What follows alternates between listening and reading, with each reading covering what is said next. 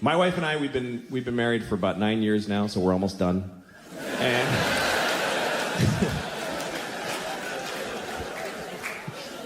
after 9 years and 2 kids, you start looking at each other like, no, no, I'm not gonna just keep doing this. Who would do that?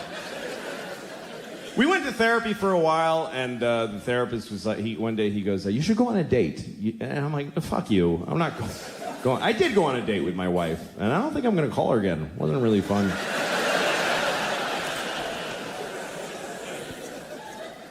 Some things do get easier as you've been married for a while. You start to understand each other better, and you start looking at yourself more. You spend a lot of your marriage looking at the other person and trying to change them or figure them out. Then you start realizing what you're bringing to the table, and you blame them less for shit, you know? Like, my wife will never fuck me again. I know that now.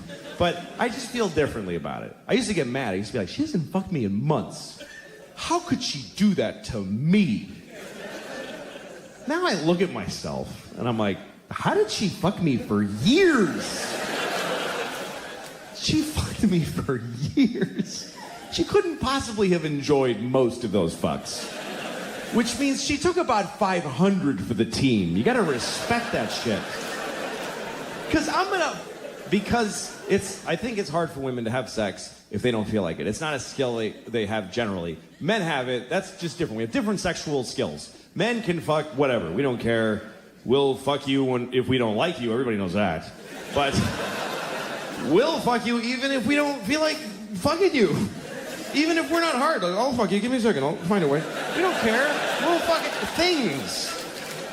We'll fuck a rusty keyhole nailed to a donkey's ass. We don't give a shit. We are jizz on demand. We just have we don't care. Women have another skill, which is that they can decide whether or not to have sex with their minds, which is amazing to me. A woman can decide not to fuck in the middle of fucking.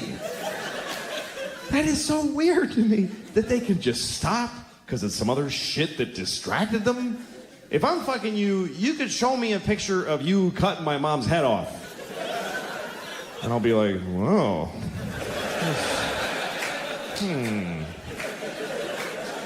As soon as I come, we're going to have a talk about that picture. That's really...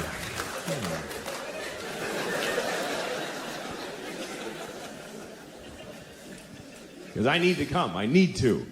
Coming is a need. I came the first time when I was 12, and I haven't skipped a day. I come every day. And I've fucked maybe 20 times in my life, so it's just been me doing most of the work. And I really, I jerk off way too much, and it upsets me. I don't know why. Maybe it's because it's so selfish. I don't know what it is, but I know it's bad. I know I'm hurting somebody somewhere. There's something wrong with it. Like, I was thinking the other day that you can figure out how bad a person you are by how soon after September 11th you masturbated, like how long you waited. And for me, it was between the two buildings going down. So I have a feeling that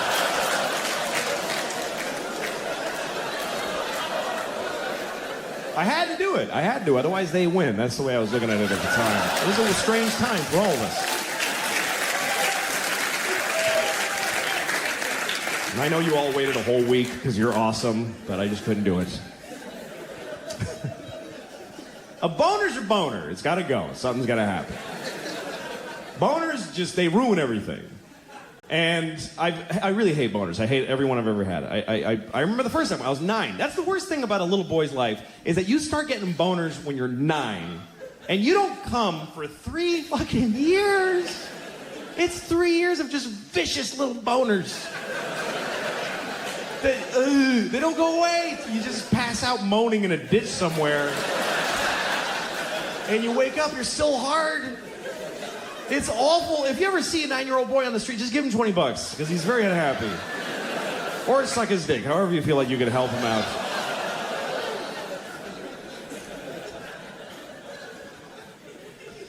I remember that, man. I remember being 9 and just being hard and not knowing why or what to do. I just would rub my dick against stuff. That's all I did. Everything. If I was sitting in front of a car, I would just press it against the car. Like, oh, it's warm from the sun. It's good. I used to run home from school after school so I could fuck my whole house, basically. I would just fuck the house. I'd fuck the walls and the floor. If you have a 9-year-old at home, he's fucking your house right now. Because that's what we do.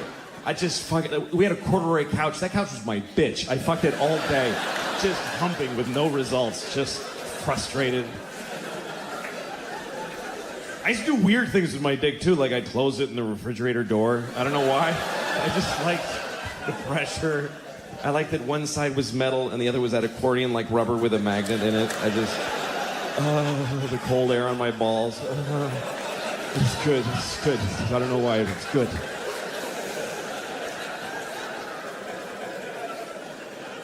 I don't know how I ever got laid, really, because I was awful at it. I still am. I never understood, like, there's guys that just have this confidence and they can, like, go out with a girl, know when to lean in and kiss her and shit. I couldn't, I would just go, can I ever fuck you? Like, I just blurt it out. I remember one night I was with a girl, I was like 20 years old, I was already doing stand-up, and I did a show in Washington, D.C., and after the show, one of the waitresses came back to my hotel. She was really cute, and we're making out in my hotel, and she's into it. She's like humping me. So I start putting my hand up her shirt, and she stops me. I'm like, okay. So then we're making out more, and I start putting my hand on her ass, and she stops me. So after a while, she went home. Nothing happened. And then the next night, I saw her at the club, and she goes, hey, what happened last night? I was like, what? And she goes, how come we didn't have sex? I was like, because you didn't want to. She's like, yes, I did. I was really into it. I was like, well, why did you keep stopping me? And she goes, because I wanted you to just go for it. I was like, what does that mean? She says, I'm kind of weird. I get turned on when a guy just gets frustrated and just holds me down and fucks me. Like, that's a big turn on for me. And I was like, well, you should have told me. I would have happily done that for you. And she says, no, it has to feel real and dangerous. I'm like, what, are you out of your fucking mind? You think I'm just gonna rape you on the off chance that hopefully you're into that shit?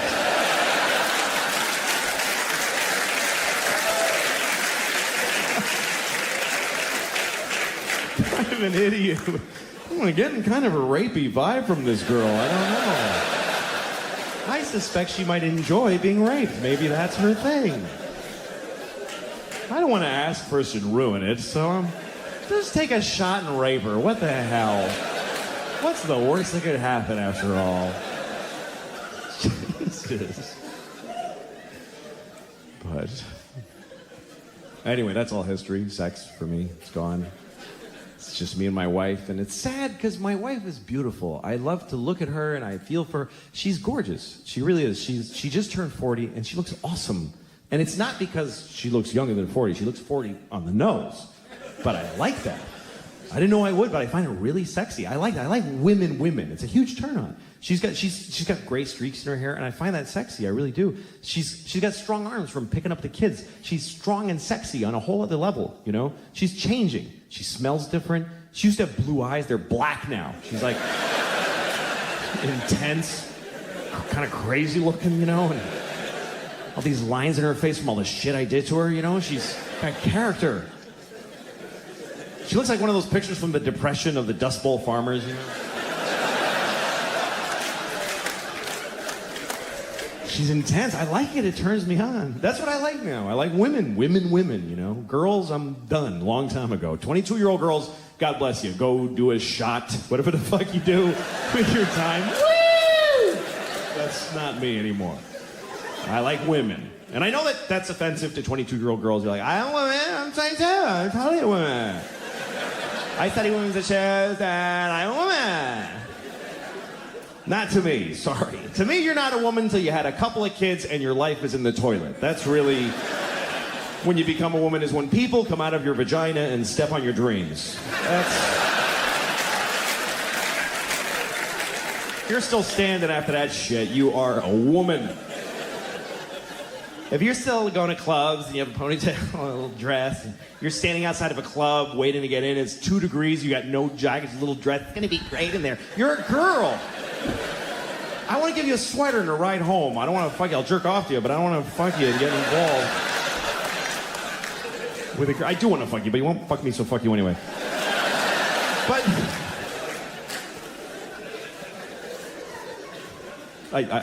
I'll totally fuck you. But there's There's just a difference between girls and women, and it's not about age. Like, there's a reason why they call it Girls Gone Wild. You notice there's no Women Gone Wild. Because no one would fucking buy the Wild Women DVD. Because when girls go wild, they show their tits to people. When women go wild, they kill men and drown their kids in a tub. That's what wild women do. They don't show their tits to nobody. They fuck with their bras on. It's a whole other thing. Try taking your 4-year-old wife's picture when she comes out of the shower. Fuck you! Get the fuck out of here! It's not funny. You thought it would be cute? Like, no, she's like, fuck off! Sorry. Because she doesn't have tits anymore. She has breasts that need to be checked and maintained.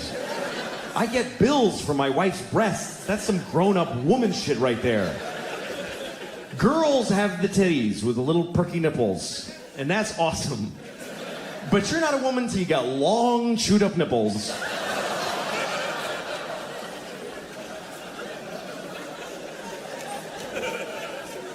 And you're not a man till you suck one of those fucking things either, by the way.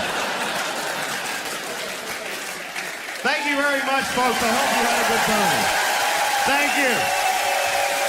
Good night.